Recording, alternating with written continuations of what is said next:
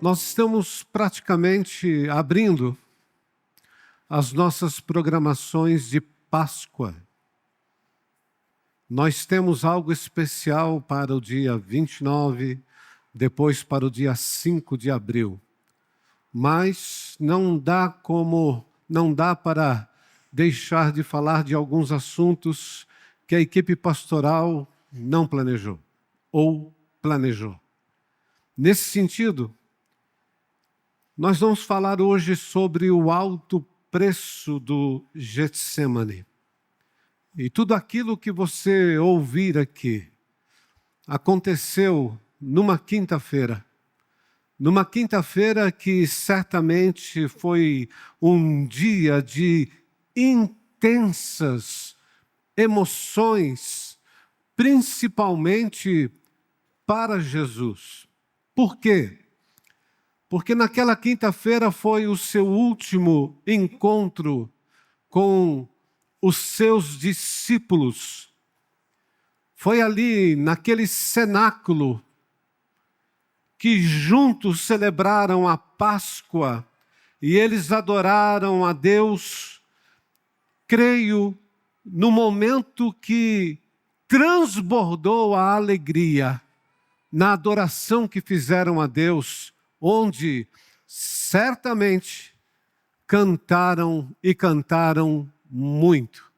Isso porque João, quando vai falar sobre esse assunto, diz que quando terminou a ceia, eles oraram, passaram pelo Cedron e foram para o Getsemane. Mateus diz que nesse trajeto eles cantaram um hino. Então os hinos faziam parte da adoração, o que faz nós pensarmos que de fato havia muito louvor naquele último encontro. Foi ali que o Senhor Jesus instituiu a ceia, a mesma ceia que nós, séculos depois, ainda celebramos até hoje. No entanto, após a comunhão da mesa, já anoitecendo, entra em cena a agonia do jardim do Getsemane. Então nós podemos chegar a essa conclusão de que um dia de emoções intensas para Jesus no cenáculo, depois disso, ele veio a enfrentar uma profunda dor. Lucas descreve assim o que aconteceu. Como de costume, diz o texto, Lucas 22, 39 a 46. Jesus foi para o Monte das Oliveiras e os seus discípulos o seguiram. Chegando ao lugar, ele lhes disse: orem, para que vocês não caiam em tentação. Ele se afastou deles a uma pequena distância, ajoelhou-se, presta atenção nisso, ajoelhou-se e começou a orar.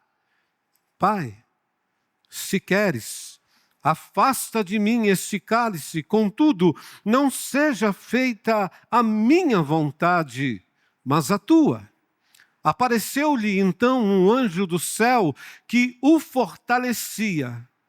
Estando angustiado, ele orou ainda mais intensamente, e o seu suor era como gotas de sangue que caíam no chão. Quando se levantou da oração e voltou aos discípulos, encontrou-os dormindo, dominados pela tristeza. Por que estão dormindo? Perguntou-lhes. Levantem-se e orem para que vocês não caiam em tentação. Igreja, amigos,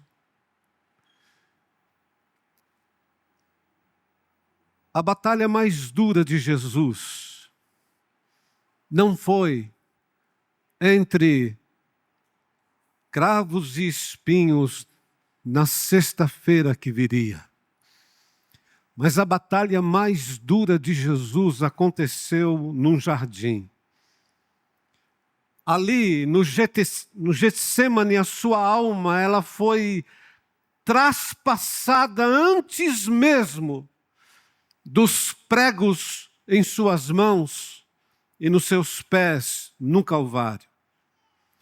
O jardim do Getsemane era cercado por oliveiras centenárias. O seu nome significa prensa de azeite. Essa era uma referência às azeitonas que eram esmagadas para a extração do óleo. E naquela noite, Jesus ele foi amassado e exprimido pela dor e pela justiça divina, para que a nossa salvação, a minha e a sua, pudesse acontecer. Falar do Getsemane de Jesus é uma coisa. E eu diria que o Getsemane dele é incomparável. Nós não temos condições de experimentar na pele o que ele experimentou.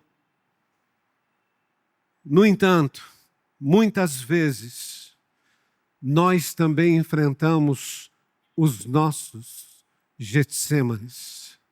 E muitas vezes nós tentamos fugir deles.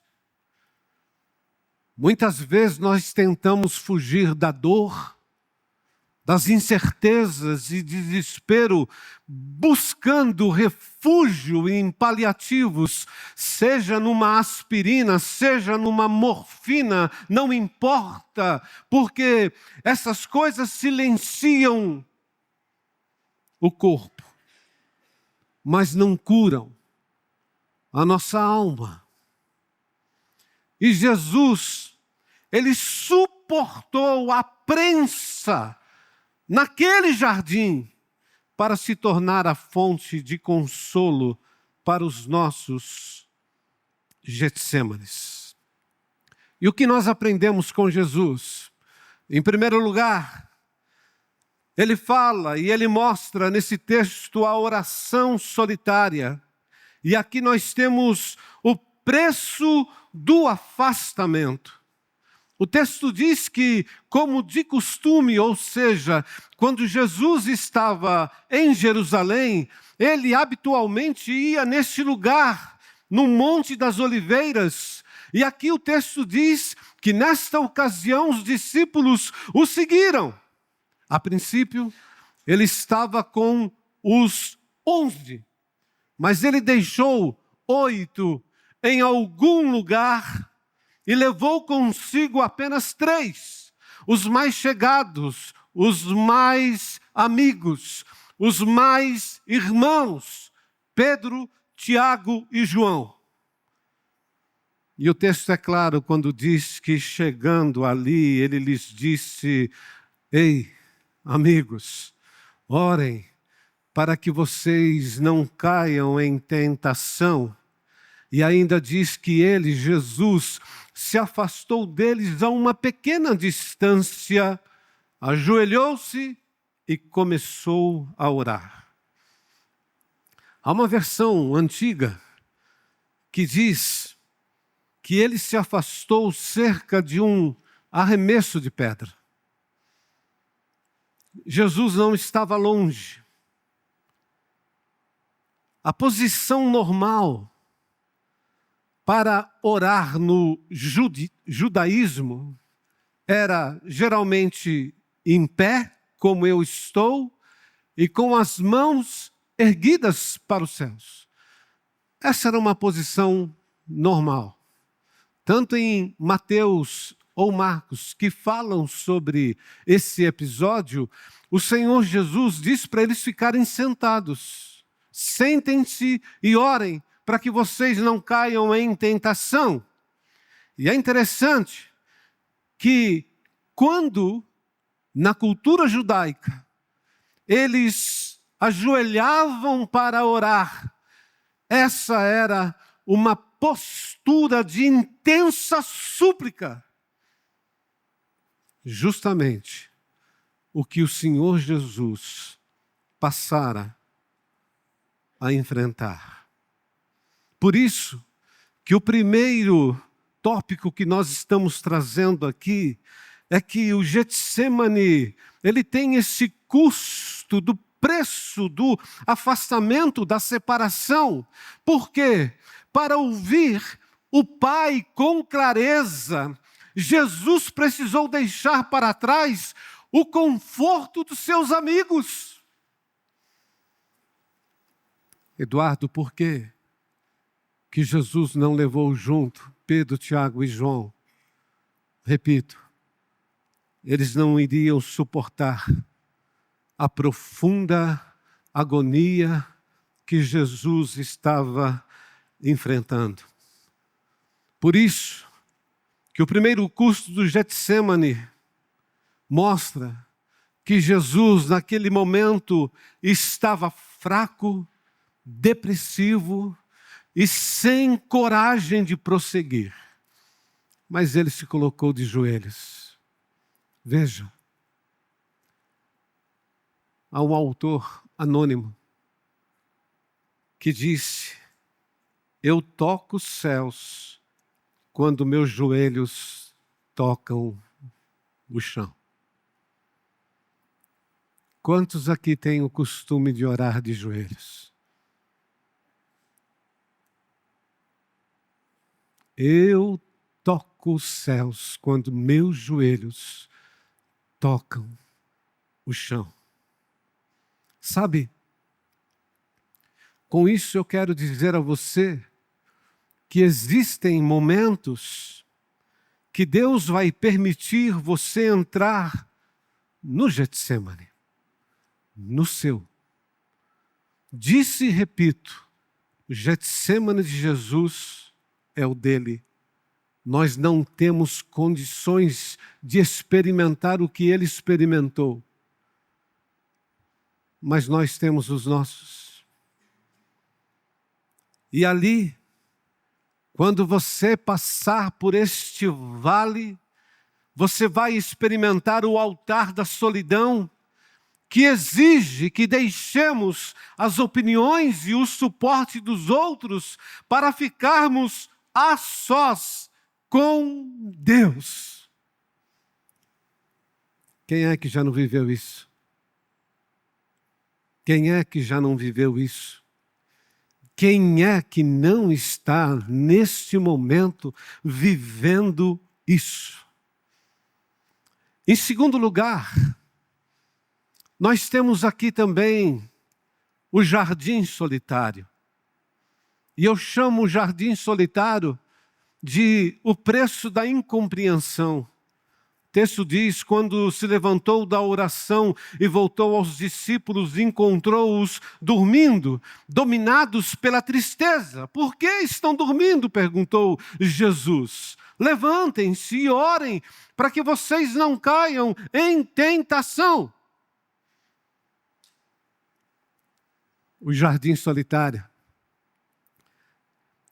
Quando eu comecei a escrever sobre isso, veio à minha mente os jardins da história humana, que você vê representado nessa ilustração no telão, porque a história humana, ela começou exatamente num jardim, Gênesis capítulo 2.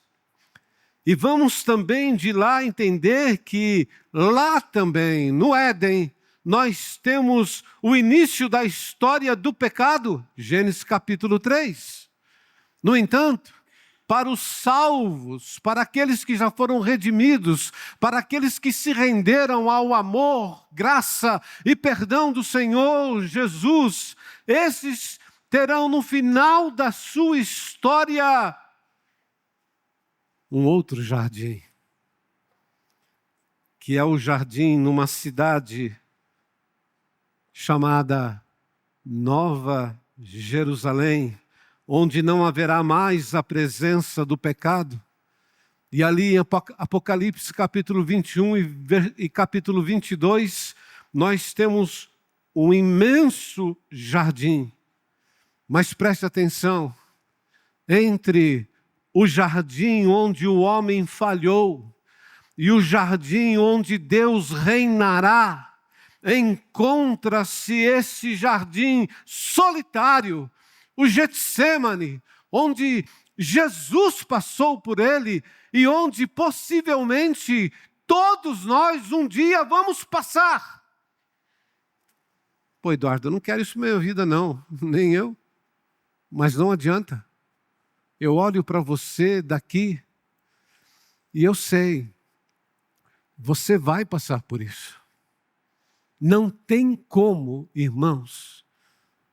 Não tem como. E uma comparação que nós fazemos dos relatos nos evangelhos, tanto de Mateus, quanto de Marcos, Lucas, que nós lemos aqui, e João, os 4 falam sobre o Getsêmani. Esses textos mostram que Jesus orou 3 vezes e voltou 3 vezes para os discípulos, encontrando-os adormecidos. Por quê, Eduardo? Porque, creio eu, eles não faziam ideia, os discípulos, daquela aprovação que Jesus estava passando no Getsêmani, naquele lugar. E aqui nós aprendemos que Jesus paga o preço de estar cercado por pessoas que amava, mas eles não conseguem orar por ele e nem com ele. Por quê? Eu admito uma resposta. O Getsêmani é o lugar onde descobrimos que em certos níveis de dor, preste atenção, em certos níveis de dor que venhamos a passar, ninguém, absolutamente ninguém, pode nos acompanhar. Explico. O texto diz que quando Jesus voltava para onde eles estavam adormecidos por causa, diz o texto, da tristeza. Não é porque eles queriam tirar um cochilo porque já estava iniciando a madrugada, não. Mas por causa da tristeza. A pressão era esmagadora, irmãos, não apenas para Jesus, mas a pressão era esmagadora também para os discípulos. Com isso, eu quero dizer para vocês que eles também estavam enfrentando os seus próprios Getsêmanes. A diferença, quando nós lemos o texto, é que os discípulos foram vencidos pelo peso da dor, e Jesus, que estava sob aquela prensa, ele conseguiu transformar a sua agonia em oração. Sejamos francos. Às vezes passamos por momentos na vida que nós deixamos, inclusive, de orar, porque não cremos mais que, de alguma forma, Deus vá responder. Mas os discípulos, o texto diz que eles adormeceram por causa da tristeza. A pressão era esmagadora. Esmagadora. E aqui nós temos uma reflexão interessante. A oração de Jesus no Getsêmani não mudaria, preste atenção nisso. Aquela oração de Jesus não mudaria a vontade de Deus. Lembra quando Jesus disse, Pai, se for da tua vontade, passa de mim esse cálice. Deus ficou em silêncio.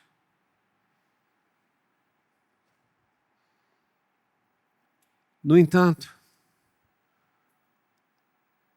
apesar de a resposta de Deus não ser como Jesus queria, o fortalecimento para ele enfrentar a cruz no momento certo veio. Por favor, não quero deixar você sem esperança naquilo que eu vou falar agora, mas é para você meditar profundamente nisso. Em outras palavras, na oração, na minha, na sua, na oração de Jesus, não é Deus quem muda. Pelo amor de Deus, Eduardo, não fala isso. Não, não é. Quem muda somos nós. Eu me lembro de ter lido no livro Anatomia da Dor de C.S. Lewis. Esse livro ele escreveu quando ele perdeu a sua esposa Joy, 45 anos. Ele amava demais essa mulher. E essa mulher contraiu uma enfermidade que acabou levando à morte aos 45 anos. E ele, desde o momento que descobriu, ele orava, ele orava, ele orava, e ele via a situação piorando. E a conclusão que ele chega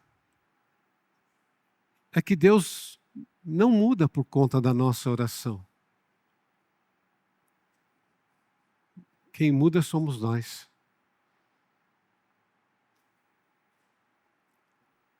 Você vai ter momentos que você vai orar e o máximo que você vai ver é o fortalecimento de Deus em alguma área da sua vida. Mas você não vai encontrar a resposta daquilo que tanto você ansiava. Repito, na oração não é Deus quem muda somos nós. E só entende isso quem passa por isso. Vamos em frente. Nós percebemos também nessa passagem que temos diante de nós uma luta solitária. E nessa luta solitária, nós temos aqui o preço da agonia. O versículo 44 diz: estando angustiado Jesus, ele orou ainda mais intensamente, e o seu suor era como gotas de sangue que caíam no chão. Antes de mais nada, veja a comparação. Eram não eram gotas de sangue, mas eram como gotas de sangue que caíam no chão. Então, Eduardo, quer dizer que o Lucas aqui, que era um médico que está escrevendo sobre esse assunto, será que ele errou em alguma coisa? Não. Antes de mais nada, o autor aos Hebreus, no capítulo 5, versículo 7, ele nos lembra algo interessante a respeito de Jesus. Olha só o que ele diz. Durante os seus dias de vida na terra, Jesus ofereceu orações e súplicas em alta voz e com lágrimas.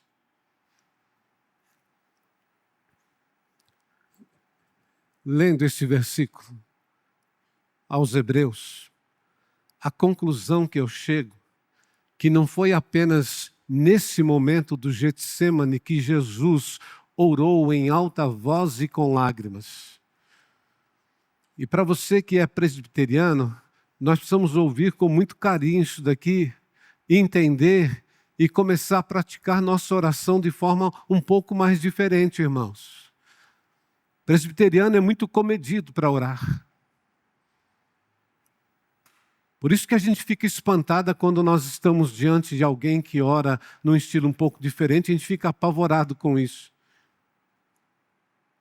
Jesus, ele orava, diz o texto, em alta voz e com lágrimas.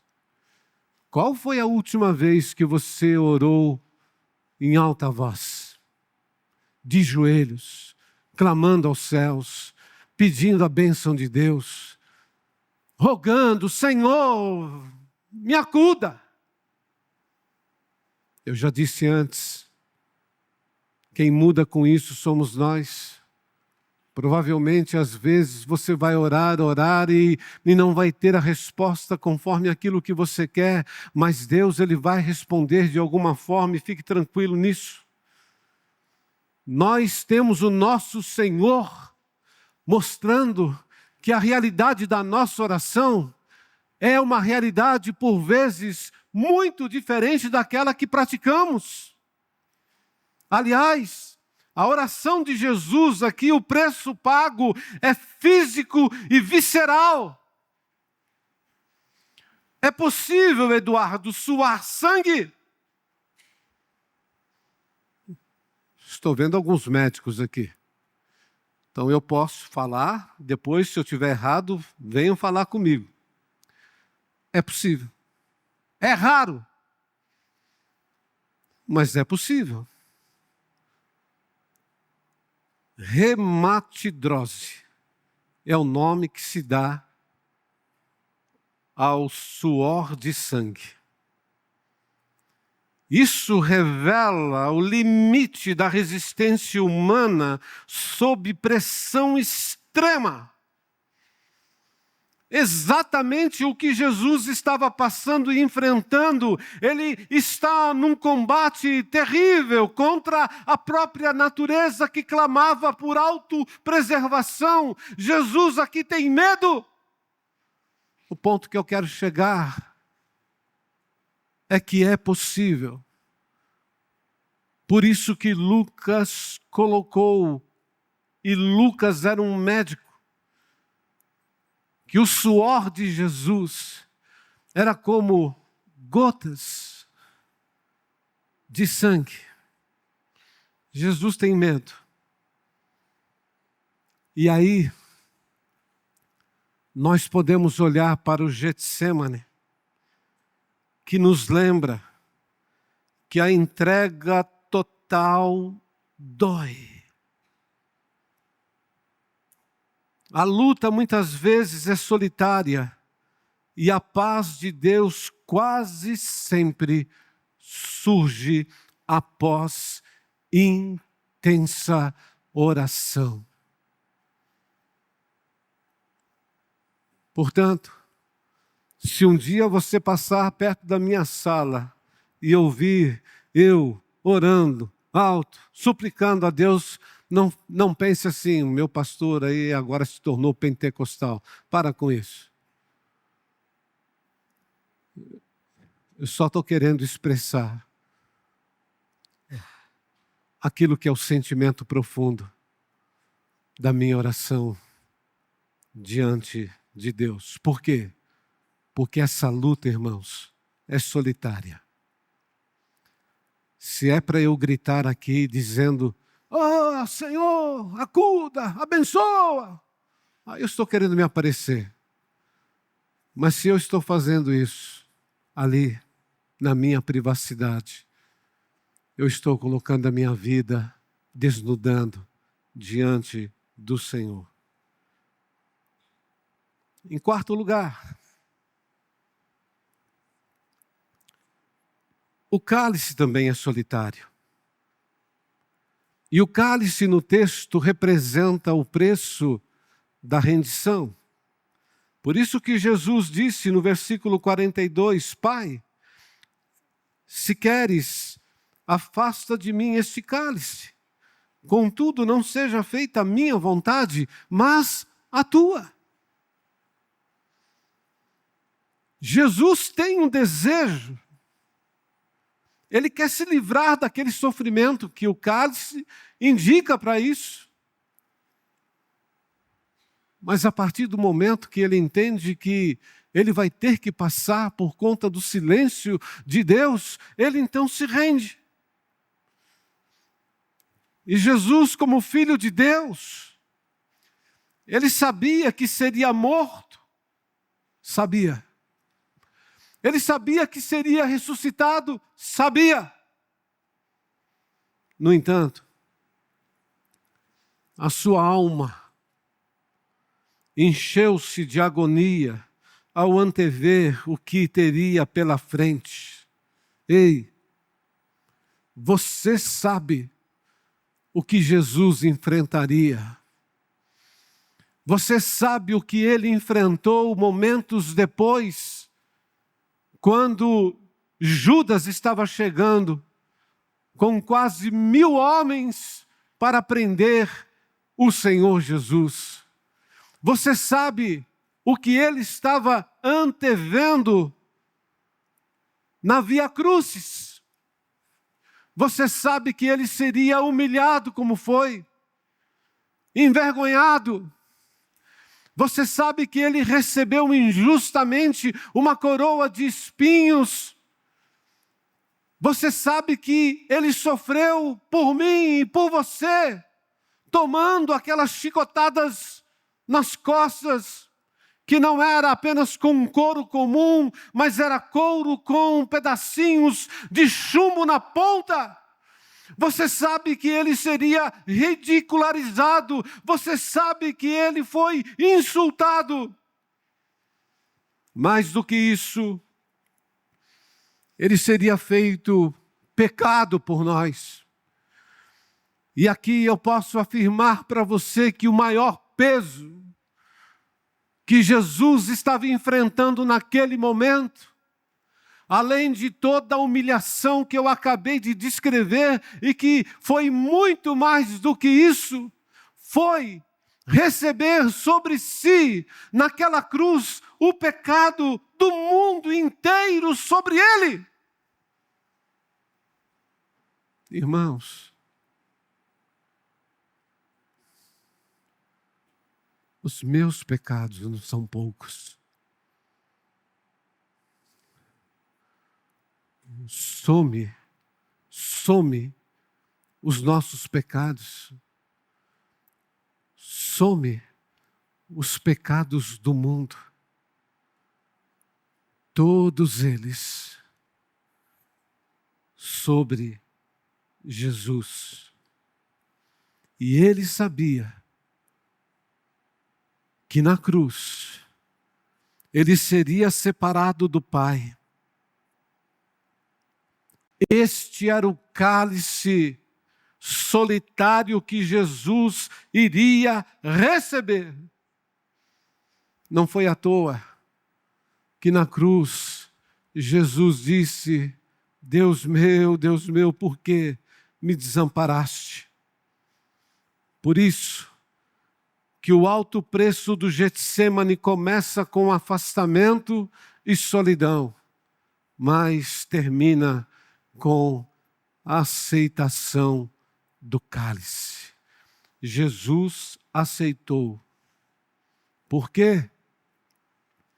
Porque beber o cálice significa aceitar as consequências do propósito de Deus, por mais amargas que sejam. Eu quero olhar para você agora e dizer: eu não sei o que você está passando. Também não sei o que você vai passar na vida. Mas desde já, eu desafio você a aceitar o cálice, por mais amargo que ele seja. E saiba disso. O cálice que Jesus bebeu foi o marco final da sua oração. E foi ali, que ele parou de pedir alguma coisa a Deus. Ele não pede mais nada. Ele apenas obedeceu à vontade do Pai. Por isso que o preço dessa rendição de Jesus foi a nossa salvação. Amém, igreja? Foi a nossa salvação. E pensando nisso, deixa eu dizer isso para você. Creia, fé. Muita fé no que eu vou dizer agora. O fortalecimento vem do alto. Versículo 43 nos lembra que o céu se moveu. Apareceu-lhe então um anjo do céu que o fortalecia. Está lembrado? Quando os nossos joelhos tocam o chão, alguma coisa vai acontecer no céu. Meus irmãos, o cálice do sofrimento, ele não foi removido no Getsêmani, mas Deus deu a força renovada para entregá-lo. Um anjo serviu a Jesus. E eu aprecio demais essa frase de George Morrison, quando ele diz: toda vida tem seu Getsêmani, toda vida. E todo Getsêmani tem o seu anjo. Vamos ler juntos essa frase? Vamos? Toda vida tem o seu Getsêmani, e todo Getsêmani tem o seu anjo. Que você guarde essa certeza no seu coração ao enfrentar as suas próprias lutas. Guarde essa certeza.